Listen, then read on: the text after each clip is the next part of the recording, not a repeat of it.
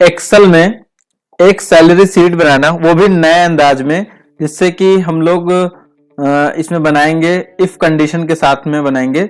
तो सिंपली हम जो है इसको पहले यहाँ से सिलेक्ट कर लिए, इसको कर ले रहे हैं मर्सेल और यहाँ से सेंटर पे क्लिक कर दिए हैं और यहाँ पे हम एक छोटी सी हेडिंग डाल दे रहे हैं जो कि सैलरी शीट के नाम से होगी, सैलरी शीट। ये इफ कंडीशन के साथ में होगा, काफी ज्यादा हेल्पफुल ये शीट है। आज का ये जो प्रोग्राम है काफी ज्यादा अच्छा काम आने वाला है आपका। तो सबसे पहले आपको ये कर लेना, इंडिकेट कर देना, कोई कलर वगैरह इंडिकेट करने से क्या होता है, थोड़ा सा अच्छा दिखने लगता है।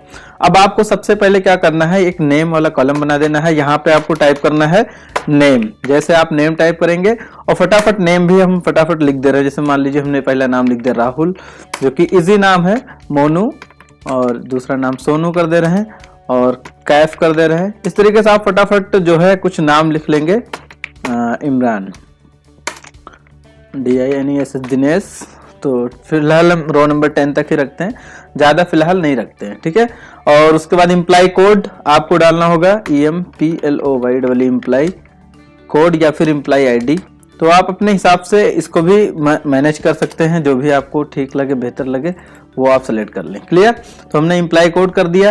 तो चलिए फटाफट हम इम्प्लाई कोड को भी फिल कर लेते हैं। तो जैसे यहाँ पे इम्प्लाई कोड हम डाल दे रहे हैं, मान लीजिए हमने कोई भी इम्प्लाई कोड डाल दिया, बाकी आप करेक्ट इम्प्लाई ID डालेंगे तो ज़्यादा अच्छा रहेगा, जो भी आपका इम्प्लाई कोड आपको मिला होगा। तो इस तरीके से सबका मैं इम्प्लाई कोड फिल कर दे रहा हूँ।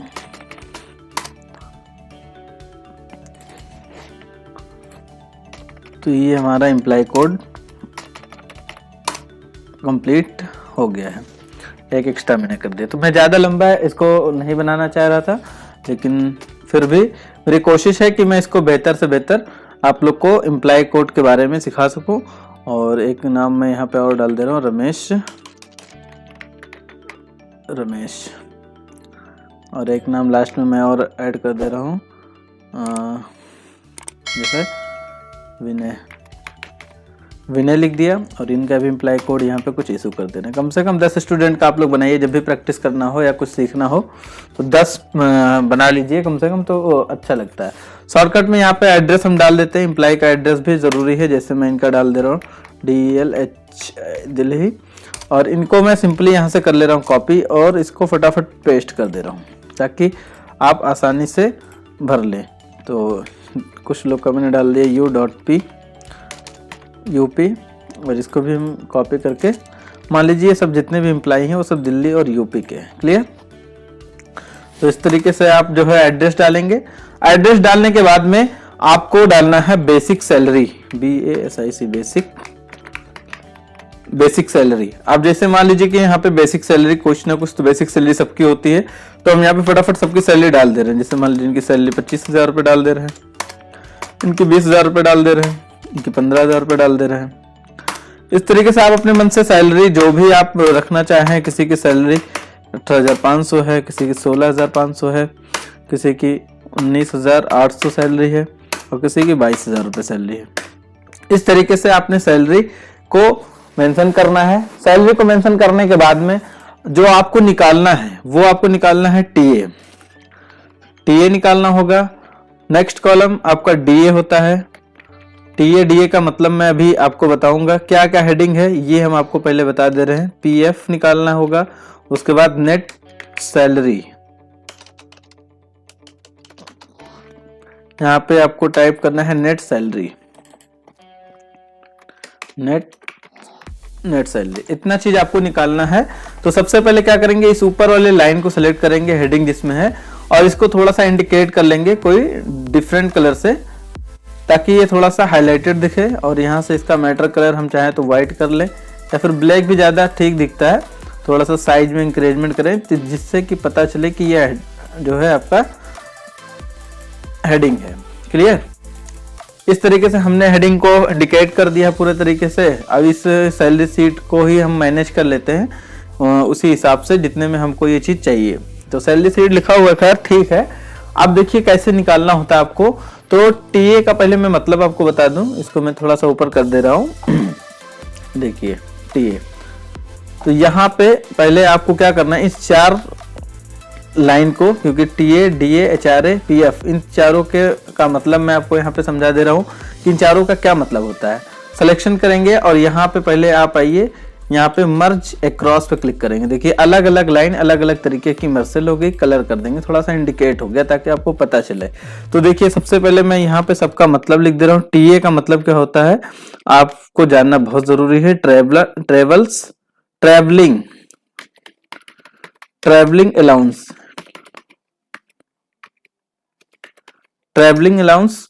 और डीए का मतलब होता है, डीए डैश करेंगे, डेयरनेस अलाउंस।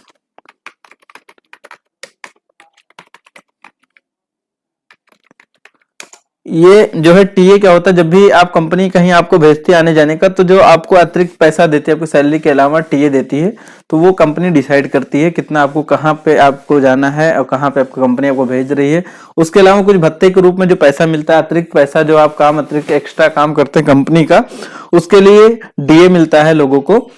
उसके अलावा HRA हाउस रेंट अलाउंस भी मिलता है। तो यहाँ पे हम इसको लिख दे रहे हैं, हाउस रेंट अलाउंस। उसके बाद में इसको हम थोड़ा सा बड़ा कर दे रहे हैं क्योंकि एडजस्ट नहीं हो पा रहा था। ईपीएफ, आजकल सबसे ज्यादा ईपीएफ होता है, तो यहाँ पे खाली बहुत लोग शॉर्ट में पीएफ लिख देते हैं, लेकिन इसका पूरा जो नाम है ईपीएफ है, एम्प्लॉय प्रोविडेंट फंड। इस तरीके से एम्प्लॉय प्रोविडेंट फंड आपको कंपनी देती है। अब अगर हम सबको पहले चलिए इसको हम क्लियरली इस 4 लाइन को फिर से सेलेक्ट करते हैं और यहां पे फिर से मर्सल वाले ऑप्शन पे आते हैं और मर्ज अक्रॉस पे क्लिक करेंगे तो क्या होगा, ये सेपरेट लाइन अलग से कलर हो जाएगी और इसको सिंपली हम कलर कर दे रहे हैं। अब यहाँ पे देखिए कुछ कंडीशंस है। पहले मैं फार्मूला लगाने से पहले आपको कंडीशन बता दूं। कंपनी कंडीशन क्या कहती है, कंपनी कहती है कि जो आपके बीएस, ये बीएस जो होता है, बीएस मतलब होता है बेसिक सैलरी। अगर टीए अगर आपको निकालना है तो आप कैसे निकालें, बेसिक सैलरी से। अगर मान लीजिए किसी की बेसिक सैलरी 20,000 से ज्यादा है तो उसमें कंपनी जो है क्या करेगी, बेसिक सैलरी का, ये जो बीएस लिख रहा हूं बेसिक सैलरी का, यानी बेसिक सैलरी का क्या करेगी, मल्टीपल 20% आपको देगी। क्लियर। लेकिन अगर मान लीजिए कि आपका बेसिक सैलरी अगर 15,000 से ज्यादा है, यानी 20,000 नहीं है, 15,000 से 20,000 के बीच में है, तो आपके बेसिक सैलरी से कंपनी क्या करेगी, 15% आपको देगी। इसके अलावा कंपनी क्या करती है, बेसिक सैलरी से 10%, अगर कुछ आपका 15,000 से भी कम है तो बेसिक सैलरी से 10% आपको टीए हमेशा कंपनी देती है। ये कंडीशन कंपनी ने रखा है किसके लिए, टीए के लिए। तो चलिए हम फार्मूला पहले लगाते हैं टीए का। कैसे लगाएंगे, फार्मूला लगाने के लिए आपको क्या करना है, सबसे पहले तो इक्वल लगाना है और इफ कंडीशन का यूज करना है, क्योंकि इफ कंडीशन को लगाते हुए जब आप चलेंगे ना तो आपका फार्मूला काफी सही लिख जाएगा। ऐसे देखिए हमने लिखा इफ, अब मान लीजिए कि यदि ये हमारा बेसिक सैलरी किसमें, D5 में। क्लियर। तो D5 में वही हम टर्म एंड कंडीशन बता रहे हैं कि अगर D5 में मान लीजिए जिसकी भी सैलरी है, अगर ज्यादा से ज्यादा उनकी सैलरी 20,000 हो, कितनी, अगर 20,000 से ज्यादा है तो कंपनी क्या कह रही है कि बेसिक सैलरी का, यानी बेसिक सैलरी आपका किसमें, D5 में, बेसिक सैलरी का उनको 20% जो है मिलेगा टीए के रूप में, तो 20% डाल दे रहे हैं। क्लियर। अब कॉमा लगा के आप दोबारा इफ कंडीशन का इस्तेमाल करेंगे और ब्रैकेट में फिर से लिखेंगे D5, क्योंकि D5 में जो है हमारा ये देखिए डी कॉलम में है, 5 नंबर रो पे D5 में बेसिक सैलरी लिखा हुआ, तो यहां पे दोबारा कंडीशन अप्लाई हो रहा है कि यदि D5 में अगर किसी की सैलरी 15,000 से ज्यादा है तो उसको क्या होगा, उसके बेसिक सैलरी से, यानी बेसिक सैलरी से कितना परसेंट कटेगा, 15% उसको टीए मिलेगा। क्लियर। तो 15% यहां पे डाल दे रहे हैं। उसके अलावा कॉमा लगाएंगे और यहां पे बताया जा रहा है कि अगर मान लीजिए 15,000 से कम है, तो कंडीशन आप नीचे मैंने लिख दिया पहले से, आप देख सकते हैं। तो अगर कम है तो क्या करेंगे, आपको सीधे बेसिक सैलरी से, यानी बेसिक सैलरी से क्या करना है, सीधा उसको 10% तो मिलना ही मिलना है। अगर वो बंदा कंपनी उसको कहीं भेज रहा है तो टीए के रूप में उसको 10% देगा, अगर 15,000 से भी कम सैलरी। अगर 15,000 से ज्यादा है तो यहाँ पे 15% देगा सैलरी का, अगर 20,000 से ज्यादा है किसी का तो 20% उसको सैलरी का देगा। इसके बाद में आपने देखिए कितने ब्रैकेट ओपन किया था, यहाँ पे देखिए टीए में पहला एक ब्रैकेट यहाँ पे इफ कंडीशन में यूज किया, एक यहाँ पे यूज किया, तो 2 बार ब्रैकेट आपको यहाँ पे बंद कर देना है। क्लियर? तो मैं उम्मीद करता हूं कि यहां तक आपको एकदम क्लियर हो गया होगा। अब जैसे ही आप इसको एंटर करेंगे तो देखिए यहाँ पे 5,000 रुपए इनको टीए के रूप में मिलेगा। ठीक है, यानी ट्रैवलिंग जो इन्होंने किया है कंपनी के लिए, कंपनी ने इनको कहीं भी भेजा हो। जैसे एग्जांपल के तौर पे आप किसी स्कूल में अगर मान लीजिए कार्यरत है, पढ़ा रहे हैं, तो अक्सर जब बोर्ड एग्जाम होता है, बोर्ड एग्जाम के बाद कॉपियां वगैरह चेक करनी होती है, तो टीचर को जाना पड़ता है एज ए एग्जामिनर के रूप में, एज ए चेकर के रूप में। तो आने जाने रहने का जो खर्चा होता है वो कंपनी या फिर वो प्राइवेट कंपनी हो या फिर गवर्नमेंटेड जॉब हो, तो वो चीज सरकार एक्स्ट्रा पैसा आपके सैलरी के अलावा अतिरिक्त जो पैसा होता है वो पैसा देती है। क्लियर? यहां तक क्लियर हो गया अगर, तो इसको सिंपली हम ड्रैग करेंगे तो ये सबका जो है एक ही बार में निकल के आ गया। क्लियर? अब देखिए डीए के लिए, पहले डीए के लिए कंडीशन आप जरूर समझिए, कंडीशन समझना बहुत जरूरी। कंडीशन अगर आपने गलत कर दिया तो आपका लगेगा नहीं। देखिए बेसिक सैलरी में क्या है कि जो डीए मिलता है आपको, डियरनेस अलाउंस, यानी जो आर्थिक मदद मिलती है लोगों को, आर्थिक मदद जिसको हम लोग बोलते हैं आर्थिक मदद, यानी सैलरी के अलावा अतिरिक्त पैसा जो देती है, जो है कोई प्राइवेट कंपनी हो या गवर्नमेंटेड कंपनी हो या सरकार हो, अगर आप गवर्नमेंटेड जॉब कर रहे हैं तो बेसिक सैलरी का वो क्या करेगी, बेसिक सैलरी का इक्वल लगाते हैं। तो बेसिक सैलरी अगर किसी की 20,000 है तो वो यहाँ पे देखिए हम थोड़ा सा चेंज कर दें, उसको मिलेगा 25%। कितना मिलेगा डीए? 25%। अगर 15,000 से किसी का ज्यादा सैलरी तो ये जो यहाँ पे 15 लिखा था इसको 20 कर देना, 20% मिलेगा। अन्यथा इसको 15% हमेशा डीए के रूप में आर्थिक मदद जो है 15% मिलेगा। अब यही कंडीशन हम लोग को क्या करना है, डीए में लगाना है। तो चल के हम लगाते हैं, यहाँ पे देखिए इक्वल लगा लिए।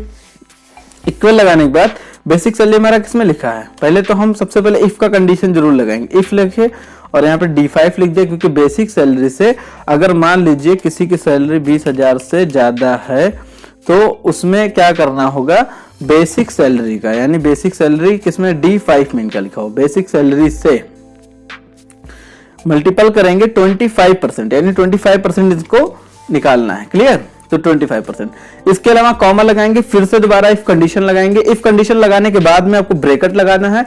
अब जैसे ही ब्रैकेट लगाने के बाद में आपको फिर से वही बताना है कि बेसिक सैलरी से अगर किसी की सैलरी 15,000 से ज्यादा है तो उसको कितना मतलब जो है मिलेगा, D5 से, यानी बेसिक सैलरी से क्या करेंगे हम लोग, मल्टीपल 20%, यानी 20% उसको तब भी मिलेगा। क्लियर? इसके अलावा क्या करेंगे, अगर मान लीजिए 25% हो गया तो इसके अलावा कंपनी क्या कहती है कि अगर किसी के 15,000 से कम है तो क्या करेंगे, उसको हम लोग जो है लास्ट में 15% देंगे। तो पहले यहां पे क्या करेंगे, कॉमा लगा के बेसिक सैलरी इनटू डायरेक्ट इसको, यानी यहाँ पे इफ कंडीशन लगाने की जरूरत नहीं है, यानी इसको हम 15% डायरेक्ट देंगे। यानी यहाँ पे बताया कि यदि D5 में 20,000 से ज्यादा है तो बेसिक सैलरी का 25%, फिर बताएगा यदि D5 में यानी बेसिक सैलरी 15,000 से ज्यादा है तो 20% आपको मिलेगा, अन्यथा 15% तो आपको मिलना ही मिलना है, और 2 बार ब्रैकेट आपको बंद कर देना है। तो इस तरीके से डीए आपका निकल के आएगा आपके सैलरी के हिसाब से। अब जिस हिसाब से अगर यहाँ किसी की सैलरी मान लीजिए हमने जैसे सैलरी में चेंज करेंगे तो देखिए वैल्यू तुरंत चेंज हो जाएगी, दोनों की वैल्यू चेंज हो गई। क्लियर? तो ये फायदा होता है इसका फार्मूले का। ठीक है, अब इसको हम क्या करेंगे, सिंपली इसको ड्रैग कर लेंगे। अब एचआर का भी थोड़ा सा रूल्स है। एचआर, अब एचआर के बारे में समझ लीजिए। एचआर यानी हाउस रेंट। हाउस रेंट का क्या होता है, हाउस रेंट कंपनी क्या करती है, जो आपकी सैलरी होती है ना उससे 10% देती है, यानी बेसिक सैलरी से क्या करती है 10% आपको हाउस रेंट देती है। कितना देती है हाउस रेंट, 10% आपको कंपनी हमेशा देगी। तो इसको अगर हम यहाँ अप्लाई करें तो लिखेंगे इक्वल, अब सीधा बेसिक सैलरी सेलेक्ट कर लेंगे इनटू 10% लगा देंगे। सिंपल सा साधारण सा फॉर्मूला है, तो 10% ये आपका निकल जाएगा। तो 2,500 रुपया नहीं आपको अतिरिक्त मिल जाएगा। तो इस तरीके से हम सबका ड्रैग करेंगे, निकल जाएगा। अब अगर हम पीएफ की बात करें तो ये क्या होता है, बेसिक सैलरी से ये हमेशा जैसे 7%, किसी कंपनी में 14% या 12% है, तो कंपनी 7%, अगर 12% कट रहा है तो 6% कंपनी खुद देती है, 6% जो है जो आपका एम्प्लॉय होता है उसको सैलरी से करता है। तो यानी बेसिक सैलरी से 7% ये भी कटना है। तो अब देखो यहाँ पे अप्लाई करने के लिए इक्वल लगाएंगे और यहाँ पे बेसिक सैलरी सिलेक्ट कर लेंगे इनटू 7%। सिंपल है फॉर्मूला, बिल्कुल से। अब देखिए यहाँ पे क्या करना है, सिंपली इसको ऐसे सेलेक्ट कर लेना है और ये सबका निकल आएगा। अब लास्ट आपका आता है नेट सैलरी। तो नेट सैलरी के बारे में हम यहाँ पे आपको बता दे रहे हैं कि नेट सैलरी कैसे निकलती है। देखिए इक्वल लगाएंगे, जो आपकी बेसिक सैलरी थी उसमें आपको जो जो पैसा मिल रहा है, टीए मिल रहा है, उसको सब प्लस कर लेंगे, इस तरीके से प्लस करेंगे।